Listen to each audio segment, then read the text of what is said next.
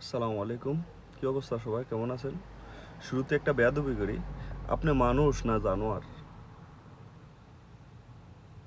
এটা বলার একটা উদ্দেশ্য হইলো, কারণ একটা শেখ হাসিনা মাত্র দেশ থেকে পলায়ন করার পর এত গুম, হত্যা, রাহাজানি, ব্যাংক লুট, এত দুর্নীতি, এত হত্যা, এত মানে সবকিছু বাইর হইতেছে।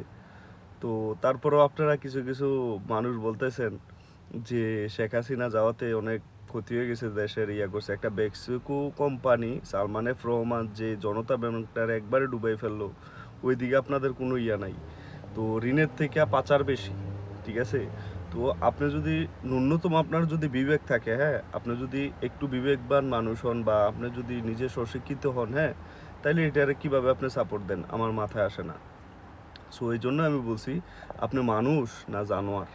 তো আপনি যদি জানোয়ারের কাতারে পড়েন তাহলে জানোয়ার, আর যদি বিবেক থাকে হয়তো বা মানুষ। এটা আপনার চয়েস। বাই বাই, আল্লাহ হাফেজ, আসসালামু আলাইকুম।